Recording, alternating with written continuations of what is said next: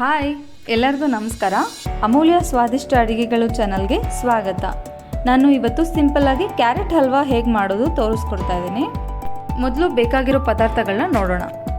Carrot 3 cup, ಸಕ್ಕರೆ 1 cup, ಹಾಲು 3/4 cup ತೊಗೊಂಡಿದ್ದೀನಿ, ಮತ್ತು ಕಟ್ ಮಾಡಿಟ್ಕೊಂಡಿರುವಂತಹ ಗೋಡಂಬಿ ಮತ್ತು ಬಾದಾಮಿ, ಕೋವಾ 100 ಗ್ರಾಮ್ ತೊಗೊಂಡಿದ್ದೀನಿ, ಇದು ಆಪ್ಷನಲ್, ಮತ್ತು ಏಲಕ್ಕಿ ಪುಡಿ 1/4 ಟೀ ಸ್ಪೂನ್ ಮತ್ತು ದ್ರಾಕ್ಷಿ. ಈಗ ಹೇಗೆ ಮಾಡೋದು ಅಂತ ನೋಡೋಣ. ಮೊದಲು ಒಂದು ಬಾಣಲೆಯಲ್ಲಿ 2 ಟೇಬಲ್ ಸ್ಪೂನ್ ತುಪ್ಪ ಹಾಕೋತಾ ಇದ್ದೀನಿ. ತುಪ್ಪ ಸ್ವಲ್ಪ ಕರಗಿದ ಮೇಲೆ ಕಟ್ ಮಾಡ್ಕೊಂಡಿರುವಂತಹ ಬಾದಾಮಿ ಹಾಕಿ 1 ನಿಮಿಷ ಹುರ್ಕೋತಾ ಇದ್ದೀನಿ. ಹಾಗೆ ಗೋಡಂಬಿ ಕೂಡ ಹಾಕ್ತಾ ಇದ್ದೀನಿ. ಗೋಡಂಬಿನ ಒಂದು 30 ಸೆಕೆಂಡು ಹುರ್ಕೊಂಡ ನಂತರ ದ್ರಾಕ್ಷಿನ ಹಾಕ್ಕೋಬೇಕು. ಈ ದ್ರಾಕ್ಷಿ ಈ ಥರ ಉಬ್ಬಿ ಸ್ವಲ್ಪ ಕೆಂಪು ಬಣ್ಣ ಬರೋವರೆಗೂ ಹುರ್ಕೋಬೇಕು. ಇದೆಲ್ಲ ಚೆನ್ನಾಗಿ ಹುರ್ಕೊಂಡಾದ್ಮೇಲೆ ಒಂದು ಪ್ಲೇಟ್ ಅಥವಾ ಒಂದು ಬಟ್ಲಿಗೆ ತಗೋಬೇಕು. ಮತ್ತು ಅದೇ ತುಪ್ಪಕ್ಕೆ ಇನ್ನೊಂದು 2 ಸ್ಪೂನ್ ತುಪ್ಪ ಹಾಕೋತಾ ಇದ್ದೀನಿ. ಇದಕ್ಕೆ ನಾವು ತುರ್ಕೊಂಡು ಇಟ್ಕೊಂಡಿರೋವಂಥ ಕ್ಯಾರೆಟ್ನ ಹಾಕ್ತಾ ಇದ್ದೀನಿ. ನಾನು ಅರ್ಧ kg ಕ್ಯಾರೆಟ್ ತೊಗೊಂಡಿದ್ದೀನಿ. ಇದು 3 ಕಪ್ ಆಗುವಷ್ಟು ಬಂದಿದೆ. ಈ ತುಪ್ಪದಲ್ಲಿ ಕ್ಯಾರೆಟ್ ತುರಿನ ಚೆನ್ನಾಗಿ ಹಸಿ ವಾಸನೆ ಹೋಗೋ ತನಕ ಹುರ್ಕೋಬೇಕು. ಮೊದಲೇ ಹಾಲು ಹಾಕಿದರೆ ಕ್ಯಾರೆಟ್ ಹಸಿ ವಾಸನೆ ಬರುತ್ತೆ. ಹಾಗಾಗಿ ಮೊದಲೇ ಒಂದು 5 ನಿಮಿಷ ಚೆನ್ನಾಗಿ ತುಪ್ಪದಲ್ಲಿ ಹುರ್ಕೋಬೇಕು. ಈಗ 5 ನಿಮಿಷದ ನಂತರ ಹಾಲು ಹಾಕ್ತಾ ಇದ್ದೀನಿ. ಹಾಲು 3/4 ಕಪ್ ತೊಗೊಂಡಿದ್ದೀನಿ ನಾನು. ಇನ್ನೊಂದು ಸ್ವಲ್ಪ ಬೇಕಾದರೆ ಹಾಕ್ಕೋಬೋದು. ಕ್ಯಾರೆಟ್ ಸ್ವಲ್ಪ ಡ್ರೈ ಆಗಿದ್ದರೆ ಹಾಲು ಜಾಸ್ತಿ ಹಿಡಿಸುತ್ತೆ. ತುಂಬಾ ಫ್ರೆಶ್ ಆಗಿದ್ದರೆ ಸ್ವಲ್ಪ ಕಡಿಮೆನೂ ಹಾಕ್ಬೋದು. ಅದನ್ನು ಮುಚ್ಚಿ ಒಂದು 5 ನಿಮಿಷ ಕ್ಯಾರೆಟ್ನು ಚೆನ್ನಾಗಿ ಬೇಯಿಸ್ಕೋಬೇಕು.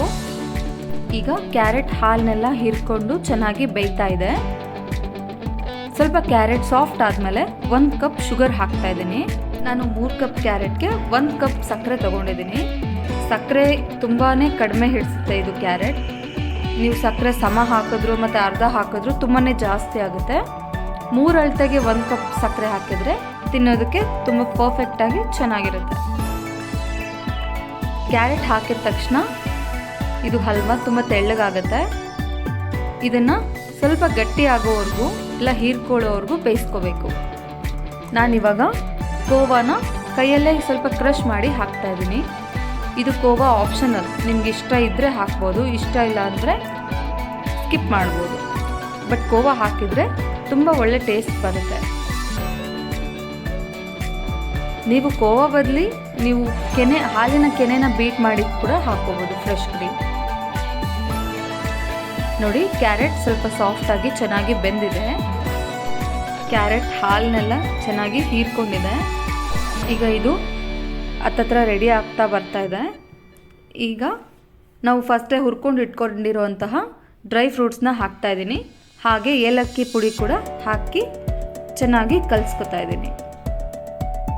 ಇದನ್ನು ತುಂಬಾ ಗಟ್ಟಿ ಮಾಡ್ಕೊಳಕ್ಕೆ ಹೋಗಬೇಡಿ, ಯಾಕಂದರೆ ಇದು ತಣ್ಣಗಾದ್ಮೇಲೆ ಸ್ವಲ್ಪ ಗಟ್ಟಿ ಆಗುತ್ತೆ. ಹಾಗಾಗಿ ಸ್ವಲ್ಪ ತೇವಾಂಶ ಇರುವಾಗಲೇ ನಿಲ್ಲಿಸ್ಬೋದು. ಈಗ ಕ್ಯಾರೆಟ್ ಹಲ್ವಾ ರೆಡಿ ಆಗಿದೆ.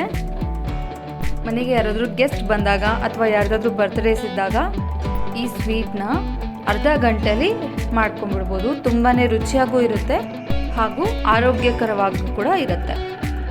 ನೀವು ಈ ರೆಸಿಪಿನ ಟ್ರೈ ಮಾಡಿ ಹೇಗೆ ಬಂತು ಅಂತ ತಿಳಿಸಿ. ನಿಮಗೆ ಈ ವಿಡಿಯೋ ಇಷ್ಟ ಆಗಿದ್ದರೆ please like, share and subscribe my channel. Thanks for watching my video.